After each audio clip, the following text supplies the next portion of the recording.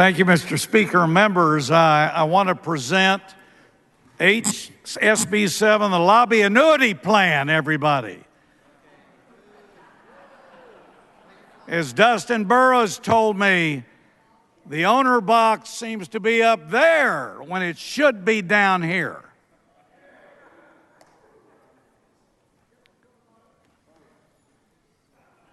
Now, members,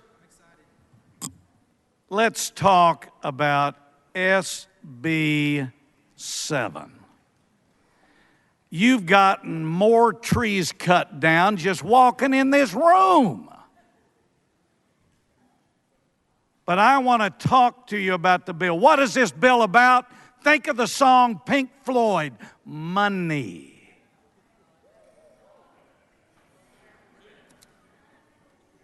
So, let me tell you the history of SB7. See, they're already calling. You can hear the phone.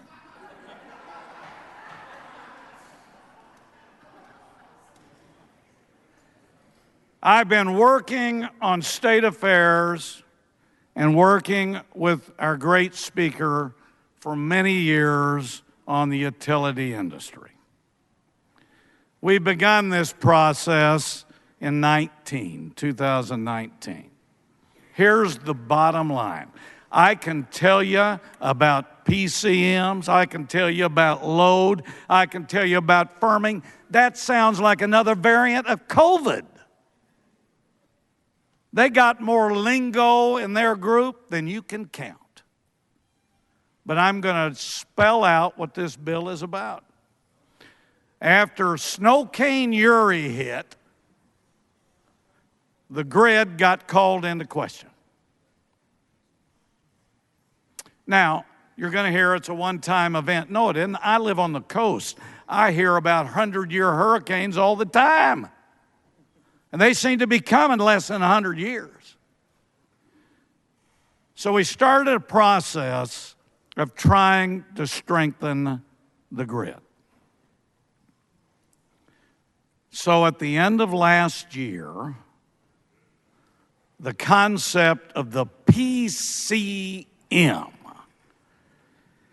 Performance Credit Mechanism, was created. Here's what this bill is, everybody. What this bill is the generators on this side of the penalty box, the PUC, ERCOT, and the utility industry want what I call a map for the future. That's good. The concept's good. But you know, not all concepts work. It's not all about unicorns, cotton candy, and hope for the best. Anybody that talks to you about me knows one thing I have done for 6 years. Donna Howard, you know it, because you told me you were tired of my quote. What's the cost to the taxpayer? That's the bottom line of this bill. PCM, program to help generation utilities, but they don't want anything but an open checkbook. They want to tell you, oh, we know what's best for you. What's this bill about? It's because I put $1 billion limit in it, Chairman Frank. Just before I got up here, I had my office check on what is the cost, Chairman Turner, of the PCM. They still can't tell me. Chairman Wilson, I don't know what the PCM costs. This bill is only about one thing, $1 billion cap, and my opposition doesn't want it. Members, the evidence shows that if you go forward without SB7, it will cost your taxpayers, ratepayers, consumers $9 to $15 billion a year. Now, I want you to know that if you go home, Chairman Price, how do you go to Amarillo and say, hey, I voted down SB7, but they're going to take care of you? 9 to 15 billion? They should have called this the sugar daddy bill.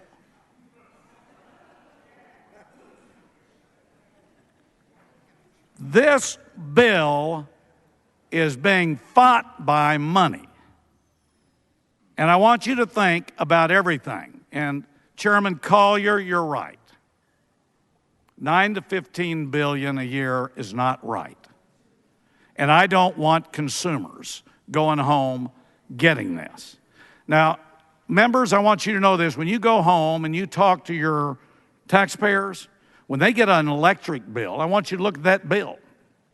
They got an electric charge. Ed, Dennis, electric charge. Then they got a new one, you all. JM, Marianne, they got right under it called delivery charge, Chairman Allen. What is that? Is that a Domino's pizza addition to the bill? What is delivery?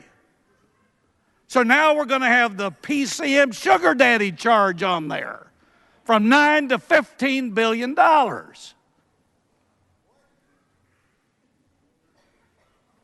What this bill does is it allows the PCM to go forward. It puts guardrails, and you can get into the minutiae and say, let's change this word, and let's get to the firming. I mean, by the time I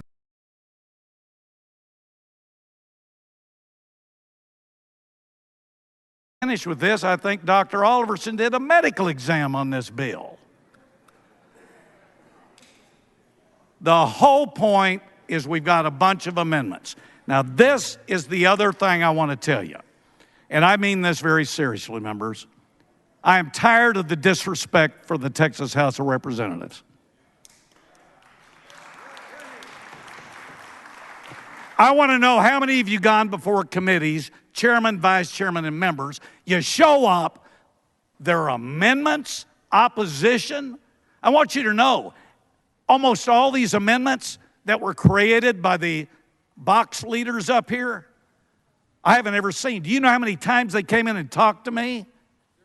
Do you have the cricket sign going?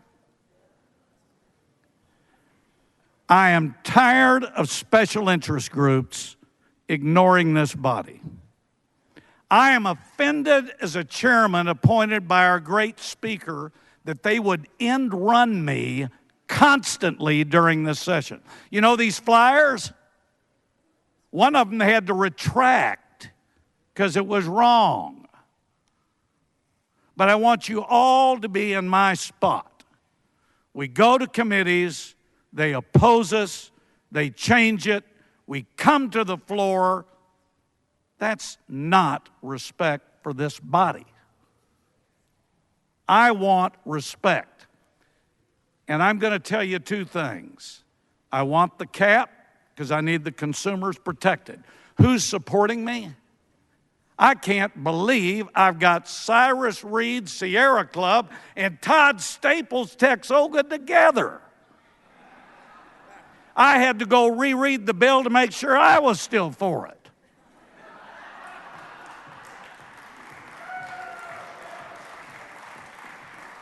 We have the Environmental Defense Fund. I have the Chemical Council on here. That is quite an array. And why? And I want to thank Cyrus. Cyrus has been with us every step of the way on protecting the taxpayer and the consumer. And he believes there needs to be a limit. We'll go through these amendments, and I'm going to call out who didn't talk to me because I want you to know who's behind these points of order and amendments. I bet you we can all figure out by the end of this vote. Finally, ERCOT, PUC, their constituency is not you or the taxpayer.